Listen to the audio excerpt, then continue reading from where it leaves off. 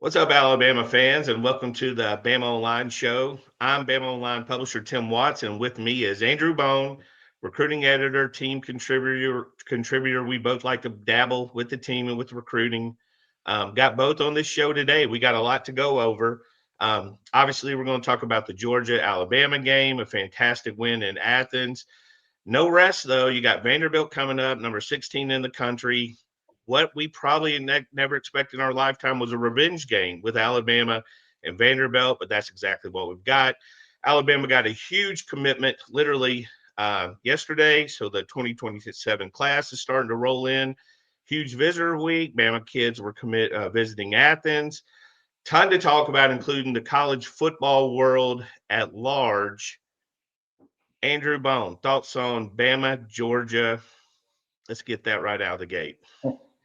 Yeah, obviously a big win over in Athens for Alabama. Really impressed with the way that the offense performed right out the gate. I thought they had a perfect game plan. And second year in a row, that we saw Alabama just kind of dominate on the offensive end. I was just really impressed with Ty Simpson overall. I mean, everybody is, but we talked about it over the last few weeks. We saw what he did against Louisiana Monroe, what he did against Wisconsin. What was he going to do actually on the road in the SEC in a hostile environment in Athens? I mean, that was going to be a tough task, and he rose to the challenge. I mean, I thought he had a tremendous game, looked awesome. The offensive line, I thought, blocked really well. Caden Proctor had a fantastic game, and I said this in my story on Sunday night. I said this was probably the best game that I felt like Caden Proctor's had in not this season, but his entire career. I mean, he looked really good out there on Saturday night, and good to have some of those guys back like Jam Miller, Tim Keenan. But overall, happy that Alabama was able to go in there and get the win. As you know, I mean, the defense gave up some big plays, some big chunk yards in the rushing attack, and people are going to complain about that. But at the end of the day, 21 points on the road, made the big stops when they needed to in the fourth quarter, and got out of there with a much needed win. I'm surprised Kirby Smart's taking such criticism. If you notice, like when somebody wins a game, we never really talk about the winner anymore. We talk about the loser.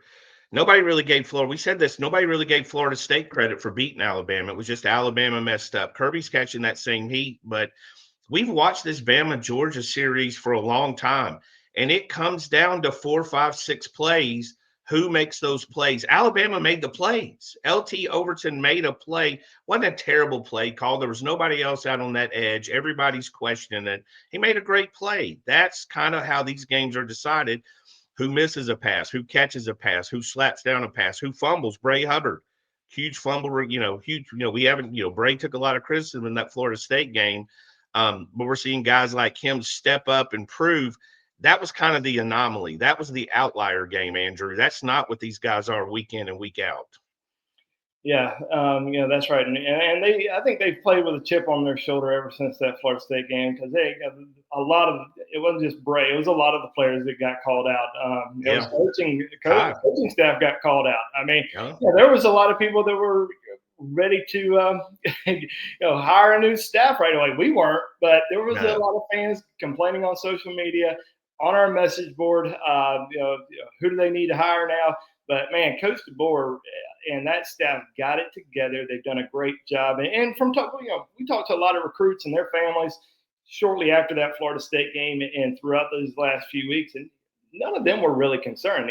They still believed in the staff, they believed in the program, and seeing that win in Georgia this past weekend, kind of solidified a lot of those decisions in the 26 class, and obviously we saw a 27 commitment who was in Athens this past weekend commits to Alabama shortly after.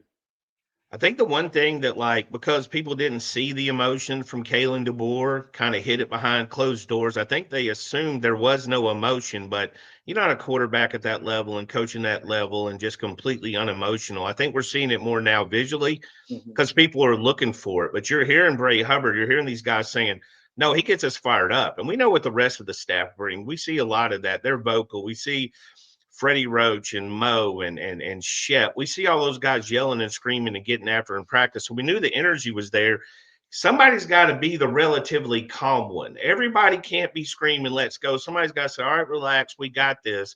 I think Kalen DeBoer has done a fantastic job of being emotional when he needs to, but also controlling the team and being the calming voice behind this team. Yeah, and we talked about it before the season started. Talking to some different former players from the Saban era and even beyond that, who had been out at practice, been out during fall camp, and said, everybody talks about Coach DeBoer being this calm, guy that doesn't yell, doesn't get real emotional or real loud out there on the field, but they said he's a lot different when you see him on the practice field. He gets after the guys, he gets really intense. Not on the level of Coach Saban. I don't know if anybody gets on the level of Coach Saban. Obviously, we used to see that on the. I think everybody wants to see the Coach Saban that we used to see on the sideline when he got upset, even when Alabama was up 59-0, slamming his headset, getting all mad, slapping AJ McCarron on the butt and all that kind of stuff. But I think that Coach DeBoer has I think he's a lot more than what people realize, as far as being a fiery, energetic guy. And I think we've obviously started to see that a little bit more. Fans are starting to see that a little bit more. And of course, the thought now is, oh, well, they're winning because he's doing that now in the public image rather than just behind closed doors. But regardless of what they're doing the right thing to get the train back on the right track. Well, there's always that when you lose, all the things you got to do better. And then they win. They're like, I told you, now he's doing all those things. I don't believe Kalen DeBoer is an entirely different human or coach than he was 4 weeks ago. I think he's pretty much the same one. Like I said on the roundtable last night, though, you got two different personalities usually. My mom would never yell at me in public. She waited till we're behind closed doors, but she definitely yelled. And when I told people, they're like, no, not Evelyn. I'm like, my mom will rip tail. And some people like me just yell right in the grocery store. So game balls. I mean, I think Ty Simpson, I mean, we have had this guy has had, we went from replacing with Keelan Russell. We all love Keelan. He's an extreme talent. His time's coming. To Ty's, probably not going to play next year. He's going to be a realtor. To people now discussing whether he's a top 10 draft pick. Obviously, we've seen a lot of college quarterbacks this year. Ty's right at the top as far as his physical play. And it's not, you don't throw some of those passes he's throwing as a game manager. I don't know. People have misunderstood what a game manager is. He's got talent. He's athletic. He pulls it and runs. And the biggest thing to me that stood out is his composure, the way he looked and in the huddle and leading it. We've seen the pregame speech. Ty's kind of working himself in. As we always said, you can't teach experience, which he didn't have in game one. And now he's got 4 games experience. Yeah, and I think the accuracy is also has been really impressive. We've seen him make some, big time throws. Some throws that you kind of see. Not calling him a future first round draft pick, but we see future first round draft picks make those type of throws that he's been making each and every game. So, really been impressed with his development, and I think him and Ryan Grubb, and even Kalen DeBoer have been a perfect combo this season. I think Ryan Grubb certainly has added such a good element to Alabama's offense, and they seem to all be on a good page right now. Still have some drops, got to pick those up, because his completion percentage obviously could be a lot better, if it weren't for some of those drops. And he had some throwaways, but I was just really impressed overall with his leadership, the way that he can kind of control the game throughout. And like you said, game ball for Ty Simpson. But there was a lot of guys who got game balls on the offense and the defense. LT Overton. Big play at the in that momentum changing play of the game, because it certainly looked like Georgia was about to take the lead there. I tell you who I have a ton of respect for, and we knew it would be huge. This isn't some massive secret, but Jam Miller, he came out. I mean, tough yards. He ran hard. That's a pretty good Georgia defense against the run. Even down to the last pass of sliding. Just get down. Get out of there. Let's go out of there. And Tim Keenum, what a big emotional lift. They're talented. We know how talented they are, but emotionally to see those guys come out. We talked about Bray Hubbard. I just feel like you said, there's a lot of guys doing the right things when they need to do it. And Andrew, there is no rest for the wicked in the SEC. You are going straight into Vandy. Before we do that, I want to read a quick ad to you guys. We got our sponsor, Game Time app.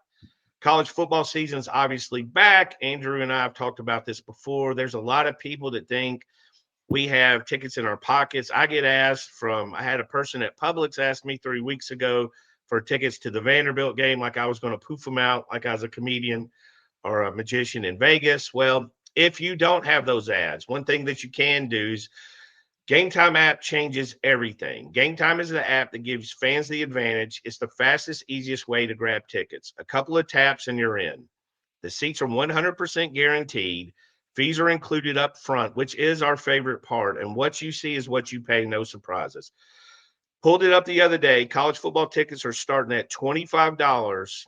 The features are really strong. You can see view from your seats, which is also clutch.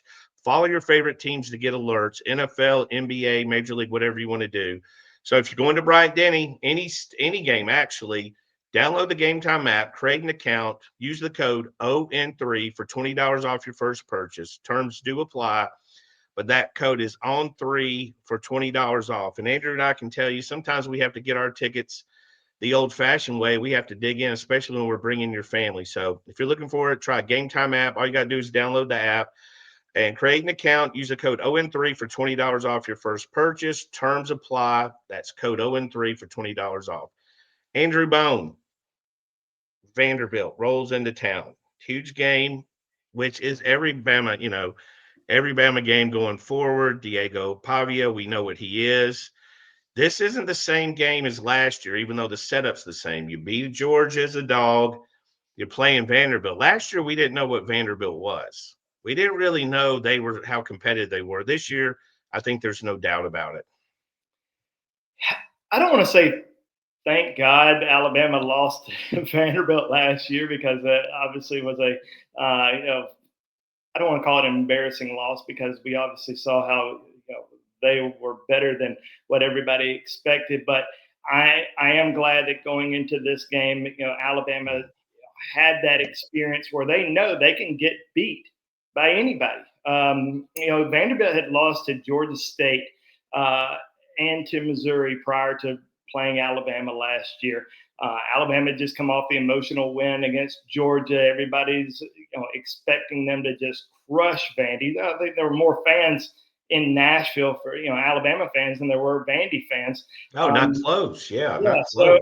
it was I think Alabama was a 3-touchdown favorite up there too, and not ranked number one in the country. So Vanderbilt is, they're better this year than they were last year. Now, they haven't really played a lot of great competition outside of the South Carolina game in Columbia, which Lenoris Sellers was, he got out early in the game, but they still put 31 points up against the South Carolina defense. So yeah, South Carolina had 4 turnovers in that one. That one, when Sellers went out, that kind of just poof.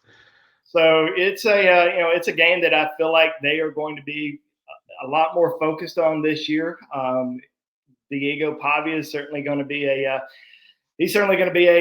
challenge, but I think Alabama is certainly going to be a lot more prepared and ready for this one, and they know they can't screw up again. They had their one hiccup earlier in the season, and you get that win on the road in Georgia. Now kind of a little bit more of who your team is. You lost at Florida State, but you win ULM, Wisconsin. But how good are you really? Well, you go to Wisconsin or go to Georgia, you win that game, big win. Now you got to do it all over again. You got to go in there, got to get the revenge win against Vandy, and then you got to piece it all together and go up to Missouri, and then against Tennessee, and then against South. It's a gauntlet this month for Alabama, and they've got to be focused every single game and can't look ahead to any of them. There's not an easy game in the SEC. I mean, going to South Carolina, going to Auburn, going to Missouri, hosting Tennessee, hosting LSU, hosting Vanderbilt. One of my favorite things is Bama plays, wins a game, and one of our posters on the BamaOnLine roundtable says, I'm worried about Vandy. So play Vandy, worried about Missouri. It's legitimately every week. It's not some false cry. So I mean, obviously this team, Vanderbilt team's built around Diego Pavia, high completion rate. He hasn't seen this level of team that he's going to play, obviously. So there's going to be some difference there, but also leading them in rushing. His completion percentage is really high. They do have a couple of what I would call decent wins. Virginia Tech on the road and South Carolina on the road. Those are good wins. No matter the circumstances, we've seen South Carolina beat some people down there when they weren't as good as the opponent. So, I mean, obviously Vanderbilt comes in, the hype around this game day's going there, which is going to be pretty awesome. You didn't expect. There's a lot of stuff on our bingo cards this year with this Vanderbilt game that we did not have a year ago before the Vanderbilt game. So obviously you look at them coming in 10.5 point favorites. I think it's bounced around. Vanderbilt's getting a lot of respect, which I think helps Alabama chances. And real quick, before we move on to recruiting, before we move on to the college football world, we got a few thoughts there. Do us a favor, hit that like and subscribe button.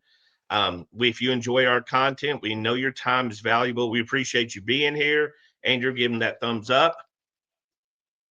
There we go. That's the famous thumbs. That's the key to getting this content. We enjoy doing it. We appreciate y'all being here. We have a lot of fun on the show.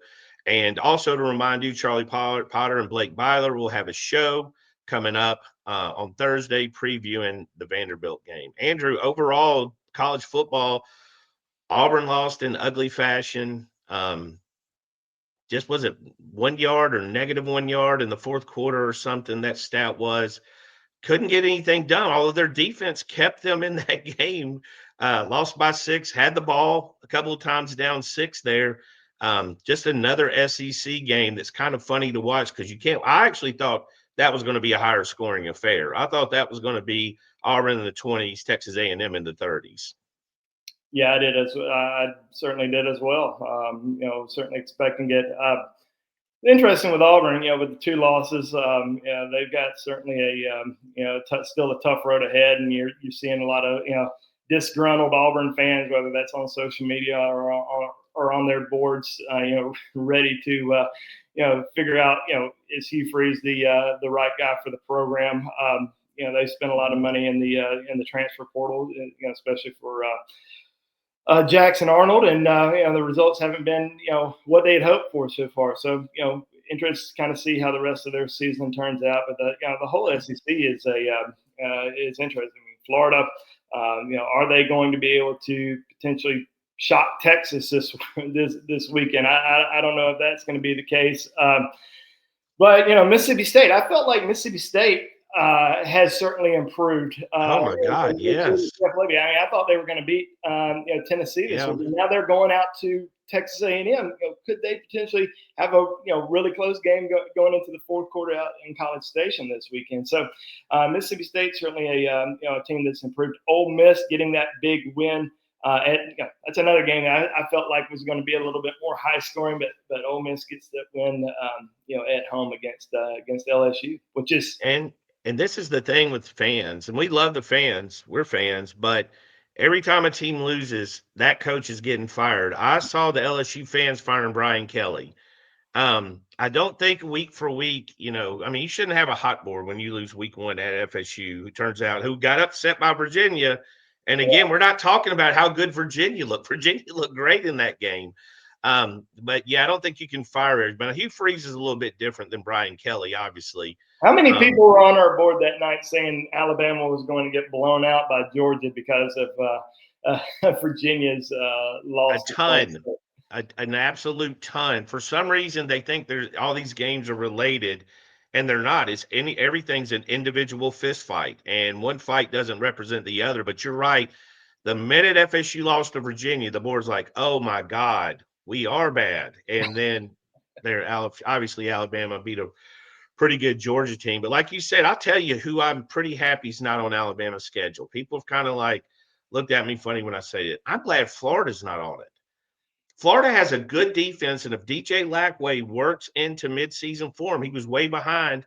You mess around and lose to a team where they think Billy Napier is going to get fired and your head coach is in trouble. Texas is going down there, pretty hostile crowd. DJ Lackway, again, missed 7-on-7, 11-on-11, missed so much practice. He's learning on the job. But Florida, that's how good the SEC is. A guy that everybody's basically guarantees going to be fired is, to me, one of the most dangerous teams in the SEC because you have that potential to sleep on them. Yeah, can they beat Texas this weekend? I mean, how would that would save Napier's job, in my It opinion. would be huge. And a lot of people have talked about his buyout. Might save his job regardless. But him potentially beating Texas and Coach Sark, Arch Manning. Arch hasn't had a great year so far. You're going up against DJ Lagway, who is a Texas native, left the state of Texas to go to Florida, which shocked a lot of people. I wouldn't say he wasn't going to Texas. A lot of people assumed he was going to Texas A&M, but left the state, went to Florida. So this will be a big moment for Florida this weekend going up against them. I get excited. I mean, every week you look up. Next week we've got Auburn, Georgia. Again, Georgia going to Auburn. I mean, it seems like, you look at the schedule. Hey, that's easy looking with these teams' records, but we know how it is going and traveling there to the SEC. Going to Gainesville, going to Columbia, going to Auburn is never going to be easy. It's never been easy before. I know Auburn lost 4 games at home last year, but they tend to rise up against the bigger opponents. So really interested to see that. Andrew Bone, we're going to move to recruiting.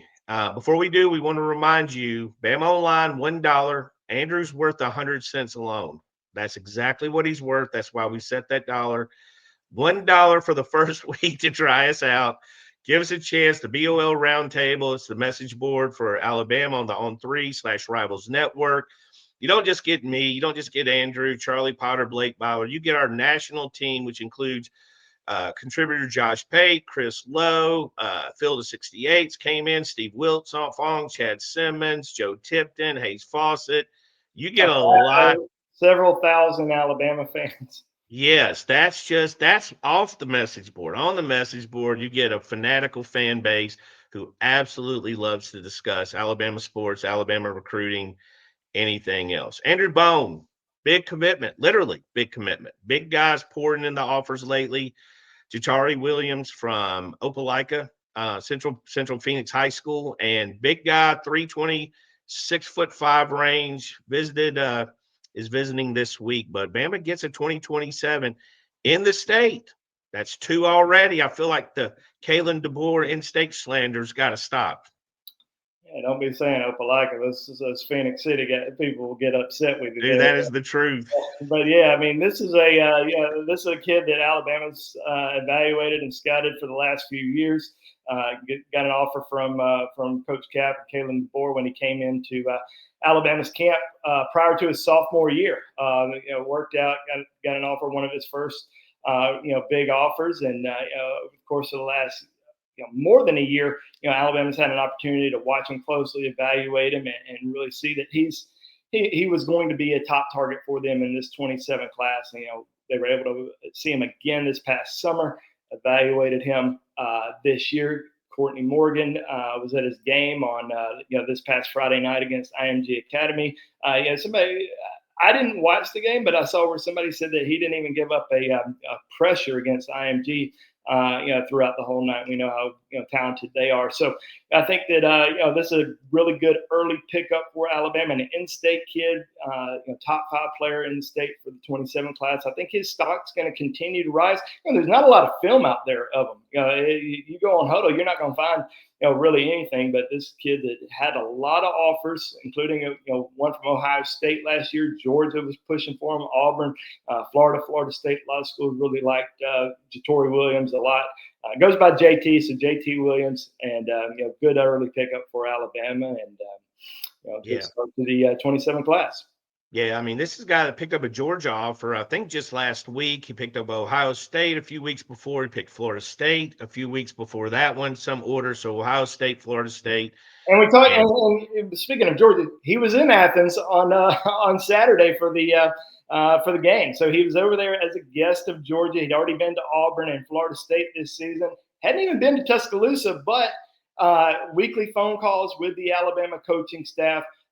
Really felt like he was a top priority for them early on. But going over to some of these other games, including being in Athens, knowing the kind of the negative negativity that was surrounding Alabama after that Florida State game, and then going over to Athens and seeing them win on the road like that, he was ready to jump on board. So, it's a good pickup there. Yeah, so Georgia had offered him last week, 2 weeks before Florida State, 2 weeks before Ohio State. So a lot of his junior film is going out to college. He also has Georgia Tech, which I value highly because of Brent Key's obviously an offensive line guy. So you got them, you got Florida, you got Ole Miss, you got all those teams offering him. He's got private huddle, which the college coaches have access to. I want to watch 3 of his games this week. Big guy, strong. He's going to move. He's going to push you around. He's playing on the edge at left tackle in high school, but is going to move inside. And again, 6'5", 320. And this sounds a little bit crazy, but some of the stuff I like the best to see about him was him running between plays, because this is a big guy that's moving down the field at a nice leisurely jog, looks like an athlete. And we know Coach Cap, Courtney Morgan, they value athleticism as much as anything when it comes to their offensive linemen. You talked about he was at the game. Xavier Kroll was at the game. Jordan Edmonds was at the game. Some other Bama targets were at the game. It almost a little bit feels like it's possible that Bama will get more commitments from that road game than they will from their next game against Vanderbilt. I mean, it feels like they really cemented some recruitments while those kids were in Athens, which is kind of crazy. Yeah, you're going to see a few intriguing prospects that are going to be back on campus are going to be on campus this week. And you have Jerry Doty, who is a offensive tackle from Banneker High School in Atlanta. This kid that has really kind of blown up this season. Alabama, Georgia, Auburn, Florida, a lot of schools have offered him, after they've evaluated his senior season. And he was in Athens this past weekend. He's going to be in Tuscaloosa for an unofficial visit on Saturday in the 26 class. So he's going to be deciding here over the course of the next month or two. Really intrigued to kind of see how his visit goes this weekend, because he's an Alabama. I want to say he's an Alabama fan, but he grew up in an Alabama household. Mom, a huge Alabama fan, has family from Tuscaloosa. So I think this is going to be a big weekend for him. I'll throw out a 27 kid, Nash Johnson. That's a really intriguing prospect from McEachern High School in Powder Springs. Alabama was one of the first schools to offer him very early in the process. We've seen him kind of blow up this season, including an offer from Georgia while he was in Athens this past weekend. He's going to be making a trip back to Tuscaloosa on Saturday. So those are two really intriguing prospects from the state of Georgia who are going to be in Tuscaloosa on Saturday for the game, in addition to a ton of Alabama commitments. Yeah, Nash is interesting because, when Mo starts tweeting at him those videos that, hey, that's a priority guy. We've seen him, like you said, Georgia's offered. He's had a handful of offers. He's another guy going straight off junior film. You get in the rankings and talking to BamaOnLine members or any fans, you get in the rankings, you start saying, why is he so low? They're just now seeing them as juniors. This is very, very early in the evaluation process. But when you start seeing these college offers, Mo tweeting videos at him, Kane Womack got in on a video or two of him. So, Yeah. you kind of know what kind of guy you're dealing with. Andrew, I got one more ad to read. You got your boot ready?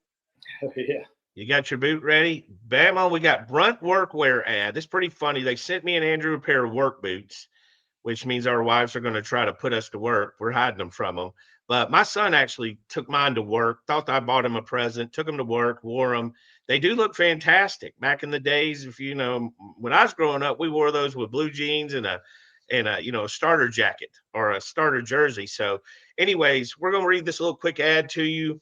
Here's the one thing about Brunt. They don't cut corners. They're built tough enough for any job site, but still insanely comfortable. They're waterproof. They're safe. They have a safety toe. They're pull on, lace up. They've got everything you need. And it's all designed by the guy who actually works in the trades. The founder, Eric Girard, started Brunt because his buddies were sick of big brands selling out and making fashion boots. He built a brand for real workers like me and Andrew, and it shows, and they stand behind it too. If you wear them to work and you don't love them, you can send them back. No questions asked. And these do look good in addition to durable. And Andrew showed you they do look good. For a limited time, our watchers and listeners can get $10 off at Brunt when you use code BOL at checkout. Just head to bruntwear.com, B-R-U-N-T, workwear.com. Use the code BOL, and you're good to go. And after you order, they'll ask you where you heard about Brunt. Do us a favor. Tell them it was from this show, the BamaOnLine /BOL show. And that is our last ad. And we do appreciate you guys' time. Again, we have a lot of fun here. Andrew will give you a pitch at the end, but this is the best time of year for us, I think, because you're seeing 26 kids. We have the Friday night thread on the round table. Love to discuss last year it was Lotzir Brooks and Keelan Russell. And this year's Jet Tamala and Xavier Kroll. Like, you always have two guys that are going to throw up triple figures, multiple touchdowns. But we've had a lot of guys like Owen Cabell, have to say it like his dad taught us. And he's having the 5 touchdowns in 5 games. Team's not doing well. But we have that thread. We got college football threads. We got NFL threads. We saw Tua last night. But we'd love to have you on the round table. Andrew, tell us about this visitors list. I mean, the commitments have been out in full force all year. We know the guys like, Xavier Griffin, Ced Morgan, Jordan Edmonds, Xavier Kroll, they're coming. But the consistency, the 2:30 game certainly helped. And it's big, I think, because your road game, home game, next week's a road game and a bye week, I believe. So this is a big weekend that list could grow a fair amount. Yeah, no doubt. We dropped the early list on BOL yesterday. A lot of big names that are going to be in town. As you mentioned, a lot of commitments. Kind of the regulars, the guys that you kind of expect in Tuscaloosa, throughout the season. Jordan Edmonds is going to be, coming back for his second game experience, and coming off a trip to Athens, which we talked about last week. There wasn't really much concern there. He was just going up there to enjoy a free ticket to watch his team play. So I think that those guys are great to have those guys back on campus. Nolan Wilson, top 100 defensive lineman out of Mississippi. This is going to be his second trip to Alabama, coming off a trip to Miami a few weeks ago, which a lot of people felt like they might be a legit challenge. A lot of people in Miami. A lot of people in Miami. Yeah. So he came out and said, it's funny because there were some reports that maybe we're going to put him from Miami. We're going to put him on flip watch. Comes out saying it's going to take a lot for me to flip from Alabama after the weekend. Obviously, it's still something that we'll continue to watch throughout the season. But a big visit this weekend. Jaira Edwards. I love it. Hey, tell him Jaira hardly ever talks to us. Yeah, he very quiet. Tell him who the first reaction to the Georgia feedback, who gave the first feedback to that Georgia win. Jaira was the first guy that I spoke with. He was really excited. Felt like he said we're the best team in the country. He was really excited, and this is going to be his first time going to an Alabama game, and he's going to be back also in a few weeks for the LSU, or I guess next month for the LSU game. So, good to get Jaira on campus, and obviously a lot of commitments are going to be there. So he gets a chance to meet some guys that he hasn't met before, be around some guys that he was around for that official visit, back in June, like Jordan Edmonds, who they've grown extremely close over the last several months. Talk pretty much every single week. Already planning to be roommates at Alabama, but Xavier Griffin, Kamarion Johnson, Jordan Matthews, those guys were all in Tuscaloosa for that big official visit weekend. So kind of good to have like sort of a reunion. But we're going to see those guys, a lot of commitments. We mentioned Jared Doty earlier. We'll see if any other 26 guys potentially sneak in there, and then 27s. We're going to see a lot of 27 guys, like we mentioned, Nash Johnson, Ace Austin from Cincinnati, top 4-star defensive back, and Trent Seaborn, in-state quarterback from your neck of the woods at Thompson High School, going to be making his first trip to Tuscaloosa this season. So it's going to be a really good overall weekend on the visitor side of things. And like you mentioned, we're going to continue to add more names as the week progresses. But pretty good start. I think there's no doubt that list grows. It's Tuesday. The fun part, me and Andrew get to follow. I don't know if it's fun for us, but we have to watch who's trying to snake or steal or sneak a visit. And college, if you're at home. Like I told Andrew that day when Alabama, I was like, I wish they didn't have any road games. We're going to have to worry about all these kids going to other places. But if you're at home, if you're not at home, somebody's trying to get your guys to visit. We saw that. think Dorian Barney, former Bama commitment, visited Ole Miss this week, flipped from Michigan. So, and of course, that was a big win for them. But yeah, we'll have a. And you know what makes me mad about that is it shouldn't, but we always talk about everybody always, people who really follow recruiting follow it closely. They love to kind of check everybody's percentage as far as their prediction percentage on recruiting. Do you have, are you at 70? Yeah. Are you at 90%?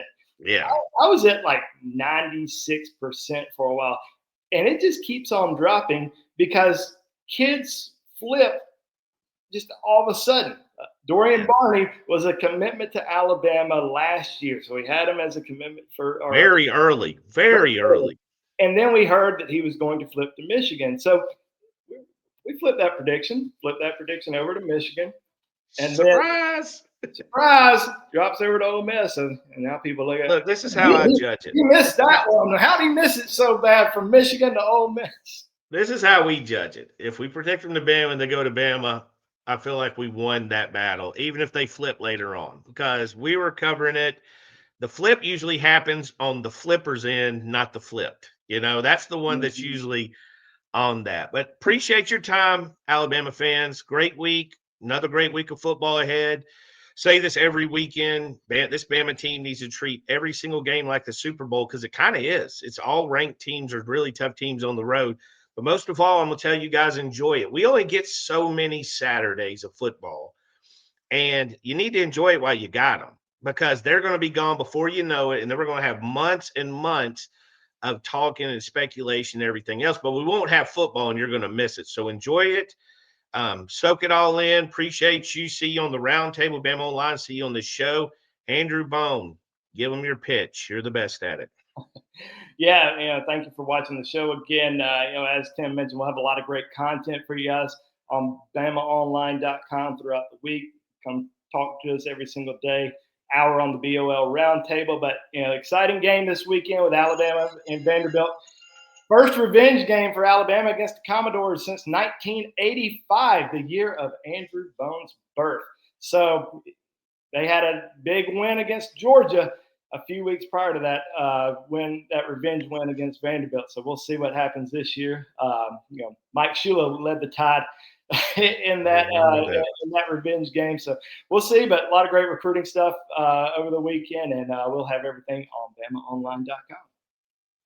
See y'all, and y'all enjoy the rest of your week. Roll Tide.